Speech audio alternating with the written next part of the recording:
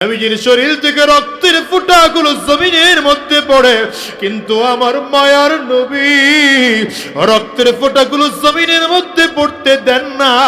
আমার নবী নিজের চাদরটা দিয়ে রক্তের ফোঁটাগুলো মুছে মুছে ভাঁজ করে রাখেন, আবার রক্তের ফোঁটা বের হয়, আবার রক্তের ফোঁটা ভাঁজ করে রাখেন। যায়েদ ইবনে হারেসা বলেন, পয়গম্বর রক্ত কেন জমিনে পড়তে দেন না?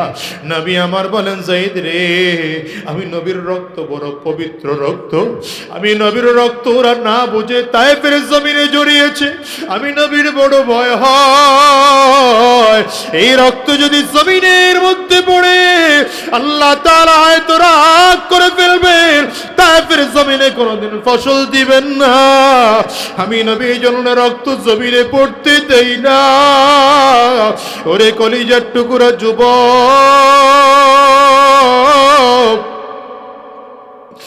নবী আমার কত মায়ার নবী, কত মায়ার নবী। ওই তায়েফের জমিন থেকে আমার নবী আসলে আজকে উহুদের জমিনে আমার নবী মার খেয়ে বেহুশ হয়ে পড়ে আছে। কাফিররা সোজেকে ঘোষণা দিয়ে দেয়, কদ কুতিলা মুহাম্মদ, মুহাম্মদ জমিন থেকে বিদায়। কাফিরদের ঘোষণা পুরো এলাকার মধ্যে ছড়িয়ে গেল, এমনকি মদিনার গলি অলি গলির মধ্যে চলে আসলো। সাহাবায়ে কেরাম পাগলের মতো করে দৌড়ায়, আবু বকর দৌড়ায়, ওমর দৌড়ায়, উসমান দৌড়ায়, আলী দৌড়ায়। যে আবু বকর সিদ্দিকের এত প্রিয় আমার নবী, যে আবু বকর বলেন, পয়গম্বর দুনিয়ার মধ্যে তিনটা জিনিস আমার কাছে সব থেকে প্রিয়, এর মধ্যে এক নম্বর প্রিয় আন-নজরু ইলা ওয়াজহি রাসূলিল্লাহ, আপনার সুন্দর চেহারাটার দিকে তাকিয়ে থাকা আমার কাছে প্রিয়। ওই আবু বকর সিদ্দিক দৌড়ায় পুরো উহুদের ময়দানে, সাহাবায়ে কেরাম পাগলের মতো হয়ে গেলেন। আমার নবী যদি না থাকেন আমাদের দুনিয়ায় বেঁচে থাকার কোনো স্বার্থ নাই, আমাদের কেউ দুনিয়ায় বেঁচে থাকার মতো কোনো আনন্দ নাই, আমরাও দুনিয়ায় বাঁচতে চাই না। ওই দিন রব্বুর রাসূলুল্লাহ হানজালা রাদিয়াল্লাহু আনহুকে যুদ্ধের ময়দানে নিয়ে যান নাই, তিনি স্ত্রীর কাছে হানজালাকে রেখে গিয়েছেন, কারণ কয়েকদিন আগে হানজালা রাদিয়াল্লাহু আনহুকে বিয়ে করিয়েছেন। হযরত হানজালার ফায়ুতিকা রাব্বুকা ফাতারদা, পয়গম্বর আপনি যখন চাইবেন চাইতে থাকবেন, আপনি আমি আল্লাহ দিতে থাকবো, যতদিন পর্যন্ত আপনি সন্তুষ্ট না হবেন আমি আল্লাহ তাআলা ততক্ষণ দিতেই থাকবো, দিতেই থাকবো, দিতেই থাকবো। আল্লাহ তাআলা প্রস্তাব দিয়ে পাঠাইলেন, আমার হাবিবকে বলো উহুদ পাহাড় 7 কিলোমিটার লম্বা, উহুদ পাহাড়কে আমি আল্লাহ তাআলা স্বর্ণ বানিয়ে দেব। আমার হাবিব যদি চায় এখান থেকে ভেঙে ভেঙে টুকরো করে করে খরচ করবে। নবী আমার বলেন, না না, আল্লাহুম্মা আহয়িনি মিসকিনা ওয়া আমিতনি মিসকিনা ওয়াহশুরনি ফি জুমারাতিল মাসাকিন। আয় আল্লাহ, এত বিশাল সম্পদশালী আমি নবী হতে চাই না, আমি মিসকিন হালাতে দুনিয়ায় বাঁচতে চাই। জমিন থেকে যখন বিদায় হয়ে যাব মিসকিন অবস্থায় জমিন থেকে বিদায় হতে চাই, কিয়ামতের ময়দানে মিসকিনদের সাথে একসাথে উঠতে চাই। ওরে দুনিয়ার যুবক, রাহমাতুল লিল আলামিন আরামায়েশে জিন্দেগি কাটাইতে পারতেন, এই আমার নবী কেন উহুদের ময়দানে গিয়ে দন্দন মোবারক শহীদ করেছেন? আমার নবী কেন আঘাত প্রাপ্ত হলেন? তায়েফের জমিনে কেন আমার নবী গিয়ে আঘাত প্রাপ্ত হলেন? একটাই মাত্র কারণ, এক আল্লাহর দিন জমিনে প্রতিষ্ঠা করার মেহনত। নবী আমার উহুদের ময়দানে গেলেন, কাফির মুশরিকরা আমার নবীকে লক্ষ্য করে বারবার করে তীর মারে, নবীজির কৌশল দিয়ে তীরগুলো বারবার সরিয়ে দেয়। হঠাৎ করে একটা তীর এসে আমার নবীর কপাল বরাবর লেগে যায়, নবীজির লোহার টুপিটা ভেঙে লোহার টুকরা আমার নবীর মাথার খুলির মধ্যে ঢুকে গিয়েছে। এত ভিতরে ঢুকেছে যত টান দেয় নবীজির বের হয় না, বরঞ্চ রক্তগুলো শরীর বেয়ে বেয়ে বেয়ে বেয়ে জমিনের মধ্যে পড়ছে। রাহমাতুল লিল আলামিনের পাথরের সাথে আঘাত লেগে দুটো দাঁত ভেঙে জমিনের মধ্যে পড়ে গেল। আমার নবী হাত দুটো চেহারার মধ্যে দিলেন, হাত দুটো চেহারার মধ্যে দিয়া নবীজির জবান থেকে বদদুয়া বের হয়ে গেল। নবীজি বললেন, কাইফা ইউফলিহু কওমুন দাম্মা ওয়াজহা নবিয়্যিল্লাহ, আরে ওই জাতি কেমন করে সফল কাম হবে যেই জাতি নবীজির চেহারা থেকে রক্ত ঝরায়। আমার মালিক ডাক দেয়, হাবিব আপনার চেহারা থেকে রক্ত ঝরেছে, আপনার কি বড় কষ্ট। রব্বে করিমকে লক্ষ্য করে আমার নবী বলেন, আল্লাহ আমার মোটেও কষ্ট লাগে না, বরঞ্চ আপনার দ্বীনের জন্য আমার রক্ত ঝরাইতে বড় ভালো লাগে। ওই যে তায়েফের জমিনে আমি রক্ত ঝরিয়েছি, কোনো কাফিরকে আমি নবী বদদুয়া দেই নাই। তায়েফের জমিনে রাহমাতুল লিল আলামিন যখন গেলেন, তায়েফের কাফির মুশরিকরা শুধুমাত্র আমার নবীর তাওহীদের দাওয়াতের অপরাধের কারণে এমন ভাবে পাথর মেরেছে, ছোট ছোট বাচ্চাদের হাতে রাবারের গুলিগুলো দিয়া, ছোট ছোট পাথরের টুকরাগুলো দিয়ে বলেছে, এটা মুহাম্মদের গায়ে মার। নবীজির গায়ে এত জোরে পাথর মারা হয়, যায়েদ ইবনে হারেসা রাদিয়াল্লাহু আনহু বলেন, আমি তাকিয়ে তাকিয়ে দেখেছি নবীজির চামড়া ভেদ করে গোশতের মধ্যে পাথরের টুকরাগুলো ঢুকে গিয়েছে। আবার নবীজি বেহুশ হইয়া জমিনের মধ্যে পড়ে গেলেন। একবার পড়লেন, আবার হুশ ফিরে আসলো। কাফিররা আবারও নবীকে মারতে আরম্ভ করেছে, কাফিররা আবারও বেহুশ করে ফেলেছে আমার নবী রাহমাতুল লিল আলামিনকে। নবীজি আবার হুশ ফিরে আসছেন, কাফিররা আবারও মারতে আরম্ভ করেছে। তৃতীয়বারে যখন আমার নবী বেহুশ, ফেরেশতারা ডেকে বলে, আল্লাহ তোমার কি মায়া হয় না, তোমার কি দয়া হয় না? তোমার বন্ধুর কেউ নাই, তোমার বন্ধুর বাবা নাই, তোমার বন্ধুর মা নাই, তোমার বন্ধুর বাবাকে জন্মের আগে জমিন থেকে উঠিয়ে নিয়ে এসেছো, তোমার বন্ধুর মাকে হায়াতের 6 বছরের জিন্দেগিতে উঠিয়ে নিয়ে এসেছো, তোমার বন্ধুর আপন দাদা জমিনের মধ্যে নাই, তোমার বন্ধু বড় একা। কাফিররা একা নবীকে মারে, নবী আমার জমিন থেকে বিদায় হওয়ার পালা। আল্লাহ ডাক দেয়, জিবরাইল যাও। জিবরিল আমিন এসে আমার নবীর কানে মুখ লাগায় দিয়ে বললেন, পয়গম্বর আপনি যদি বলেন আল্লাহ তাআলা ফেরেশতা পাঠিয়েছেন যাদের দায়িত্বে পাহাড় আছে, আপনি বললে 2 পাহাড়ের দায়িত্বরত ফেরেশতাদেরকে দিয়া চাপ দিয়া তায়েফবাসীকে জমিন থেকে বিদায় করে দেব। নবী আমার কান্না করে আর বলে, না না ও জিবরাইল, ওদেরকে যদি মারো আমি নবী কার কাছে গিয়ে দ্বীনের দাওয়াত দেব, দ্বীনের দাওয়াত দেব, তাওহীদের দাওয়াত দেব? ওরে মুসলমান, বড় আশ্চর্যের ব্যাপার।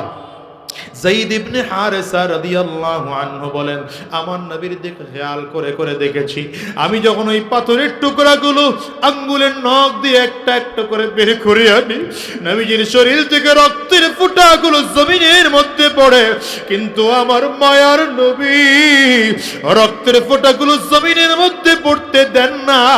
আমার নবী নিজের চাদরটা দিয়ে রক্তের ফোঁটাগুলো মুছে মুছে ভাঁজ করে রাখেন, আবার রক্তের ফোঁটা বের হয়, আবার রক্তের ফোঁটা ভাঁজ করে রাখেন।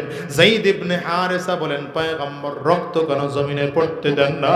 নবী আমার বলেন, যায়েদ রে, আমি নবীর রক্ত বড় পবিত্র রক্ত, আমি নবীর রক্ত ওরা না বুঝে তায়েফের জমিনে জড়িয়েছে, আমি নবীর বড় ভয় হয় এই রক্ত যদি জমিনের মধ্যে পড়ে আল্লাহ তাআলা হয়তো রাগ করে ফেলবেন, তায়েফের জমিনে কোনোদিন ফসল দিবেন না। আমি নবী জন্য রক্ত জমিনে পড়তে দেই না। ওরে কলিজার টুকরা যুবক,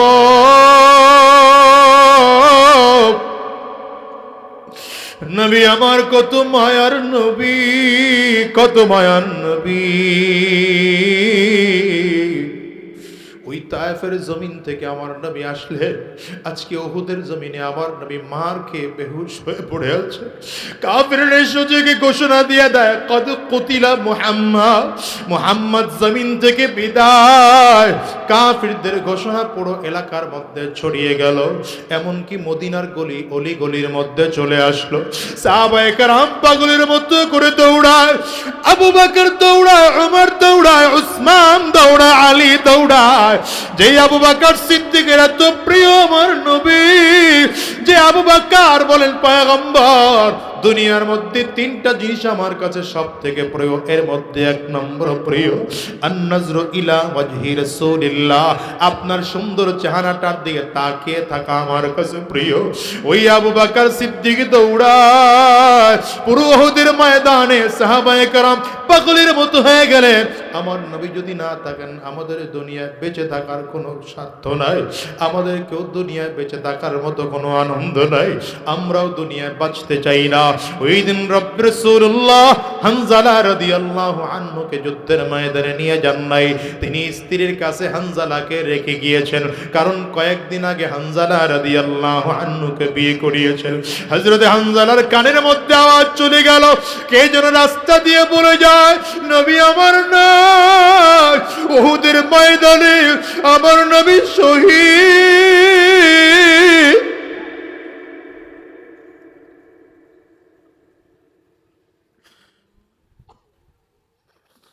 হানজালা একটা লাফ দিয়ে দাঁড়িয়েছে, দাঁড়াও। বিবিকে ডাক দিয়ে বলে, প্রাণের বিবি আমার,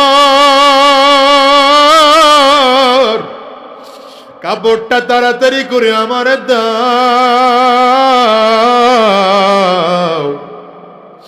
বিবি কাপড় এনে সাথে দিলেন। হানজালা রাদিয়াল্লাহু আনহু কাপড়টা করে এক হাতে তরবারি লইয়া আরেক হাতে ঢাল লইয়া পাগলের মতো দৌড়াইতে আরম্ভ করেছে। স্ত্রী পেছন দিক থেকে টেনে ধরে, কই যাও?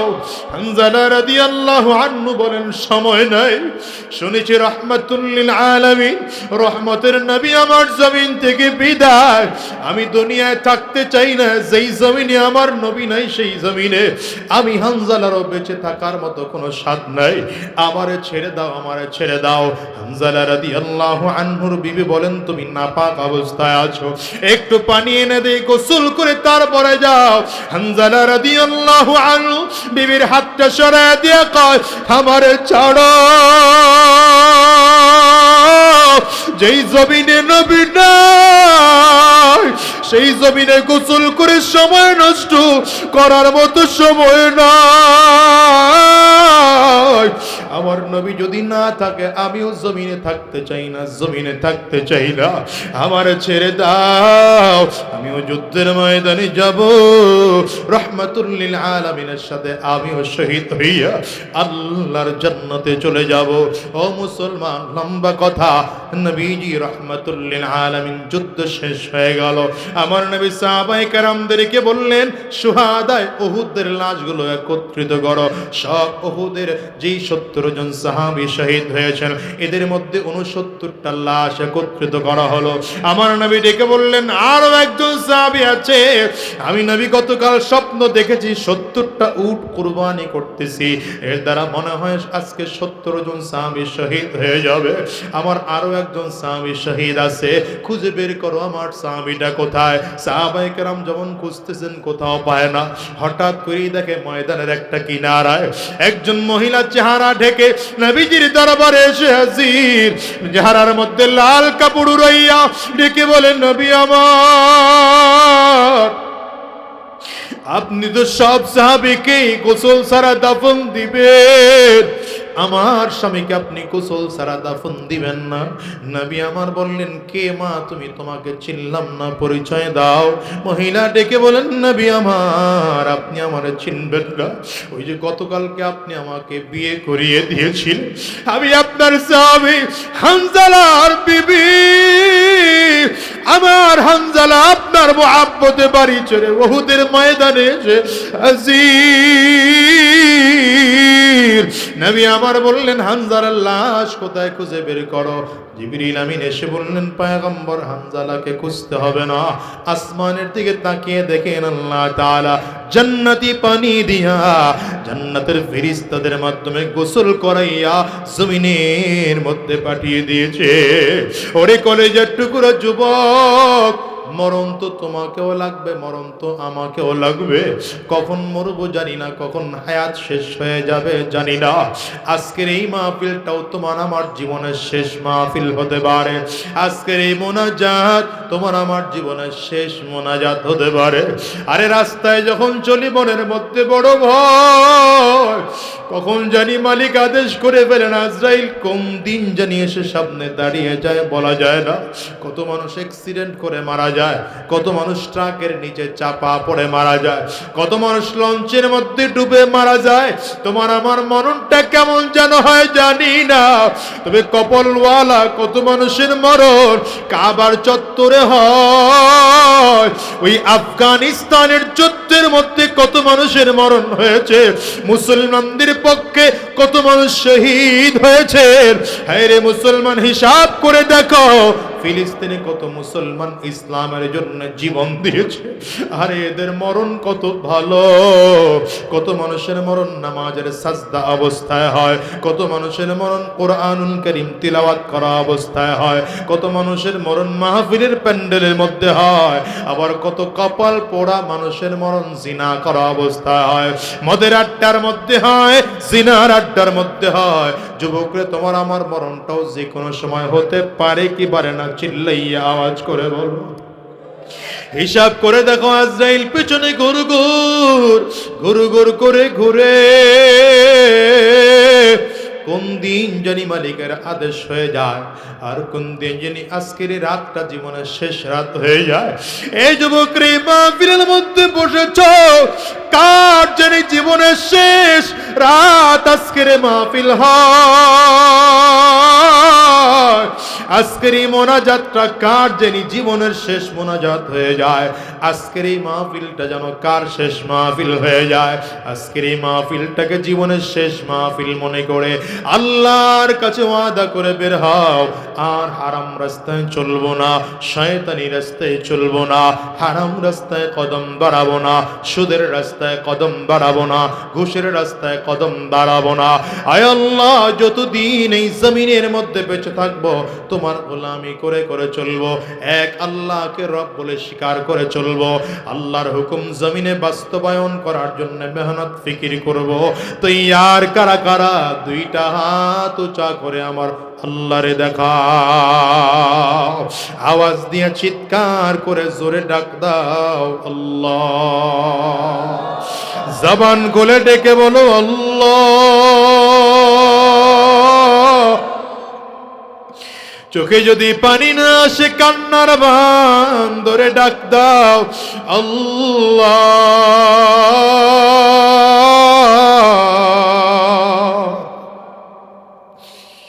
দয়ার মালিক,